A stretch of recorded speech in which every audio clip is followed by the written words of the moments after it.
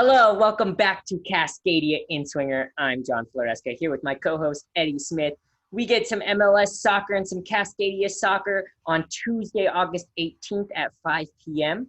when Toronto FC plays host to the Vancouver Whitecaps. This is an exciting first part of a two-game set. They will face each other again on Friday. We're only going to focus on Tuesday's game. It's both of their first games back since the MLS is back tournament. We're excited to see some players back on both squads making appearances. Eddie, what do you like about this Canadian matchup? Well, these two teams have not faced each other in over 15 months. And they're going to see a lot of each other here soon, as they're going to play each other twice within 3 days. Last time they faced each other, they rounded up to a 1-1 draw in Vancouver.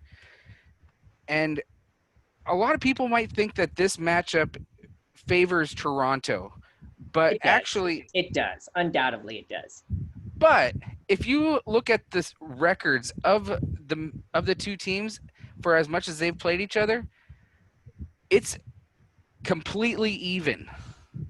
Part of that has to do with the fact that it's a rivalry game. Yes, but they both have 2 wins for each other and a draw. And I think each team has 1 win at the home field. So I think it's going to be more even than what people think. I mean, when you're talking rivalry games, they're usually a lot tighter games than most because everybody's playing a little bit more fired up. But when you look up and down this lineup, Vancouver, no offense, I don't think Vancouver has any business winning this game in Toronto. If it were in Vancouver, different story. But there's also a lot of question marks. I know that Vancouver is getting 3 big name players back that weren't in the MLS's back tournament. As of right now, Cavallini is expected to start. Tosaint Ricketts is back and expected to start, as well as Andy Rose. All 3 of them were unable to make it to Orlando for that tournament. So having those 3 players back will boost the Whitecaps a little bit. But you look at Toronto and they get Altidore, who was playing minimal minutes in the MLS's back because of injury. So he's coming off the bench. They've got up the spine, they've got their main guys. They've got Alejandro Pozuelo, which is their number 10. He functions as pretty much their Nico Ladero. And then, of course, everybody knows Michael Bradley. You can't miss him on the field. And then they have Gonzalez in the back, who has played in this league. He's played in Liga MX. They've got too much depth for this Whitecap squad. Something I find interesting is you say that Altidore is more likely expected to start on the bench. And actually, the MLS.com actually has in their prediction that Altidore is starting. My apologies. I have him starting as well. During the MLS's back tournament, he came off the bench for the first 3 games because he's not 100% healthy. And as we know, he's injury prone. Yes. So I do think Altidore is starting as well. A couple key absences for Vancouver. I have not found anything that is showing that Freddie Montero is going to be in the 18 or even making the trip to Toronto. So that's a big goal-scoring opportunity lost for Vancouver. Also, in our previous show, we talked about Inbom Hwang going to Russia, and how much is that going to affect Vancouver, knowing that they're now down his position? Yeah, they definitely are looking a little bit weaker in the midfield without a DP there. So that's why I think just top to bottom, Toronto's the much tougher team. I expect Vancouver to defend and counter a lot more in this game. Expect them to play on the wings. I'm a huge fan of Ali Adnan, who is currently the only DP wingback in the league.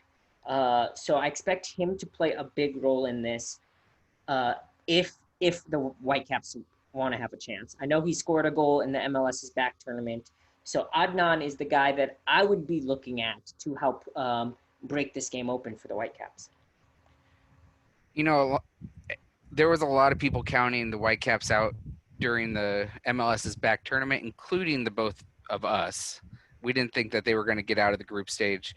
And with a 4% chance of getting through to the next round, they were able to get through by scoring 2 goals. You know, I don't think people should sleep on this team. It might look on paper that uh, Toronto is going to walk all over these guys, but I think they're going to keep the momentum of what they had going in the MLS's back tournament. When they got eliminated with a 0-0 draw, losing in PKs. On the back of their young goalkeeper, Hassal, who's going to be starting in this game. Who still hasn't given up an MLS goal. Okay, he's only played two and a half games, so give him some time. I expect Toronto to be his first to score the first on him. Altidore will surely make that happen. For those of you fans who really watch the MLS's back tournament, may be wondering why we are yet to mention Toronto's player Ayo Akinola, who scored a hat trick during the tournament. I think he had 6 or 7 goals before his hamstring injury. The reason we're not talking about him is because he's actually out with a hamstring injury that he suffered during that tournament. And that's why all the talk is about Altidore right now. Yeah, he is questionable, so there is still that chance that he gets in the lineup. But yeah, I don't not see why really. they risk it. I don't see Yeah, why they. if anything, he gets into the second game against Vancouver. Um, but all in all, I do think that Vancouver can come out of this with at least 1 point in their first game. Another thing to note is Vancouver has signed a new homegrown player, Isaac Bomer. He is from Okanagan Falls, BC. He is a 6'2", 185-pound goalkeeper. He's only 18 years old, and he will be definitely there to back up Hasal in Toronto. You probably won't see too many minutes unless Hasal unfortunately comes down with the same injuries somehow that happened in the MIB tournament. Hopefully that doesn't happen. Hopefully everyone can stay healthy over there. Um, but great for this kid. I'd be interested to see how many teams in MLS can say they have 2 homegrown goalkeepers. I don't think there's very many, and the Whitecaps might be the only one. So good job on them building homegrown talent and putting it on that first team roster. We always love to see that. As for my final scoreline, I'm heavy Toronto in this one. 3-0, 3-1, very much a possibility for this game. And maybe they can make a run at it if they keep it close late. But Vegas odds are heavy in Toronto's favor. Looking at these lineups, I agree. Yeah, for me, I have to go a different direction. I'm starting to get more on board with this Vancouver side. I think they can actually come away with points. Maybe not 3, but I would put a bet down that they can at least get a draw. I'm going to say 1-1 in this game. The other player that I guess could lead me towards your prediction would be Cavallini. I haven't seen enough of him with this Whitecap squad to feel confident in him yet. Well, that'll be our show. We'll see what happens in this matchup between Toronto and Vancouver. Tune in. It should be a great one. That is Cascadia Inswinger for you. Go Cascadia.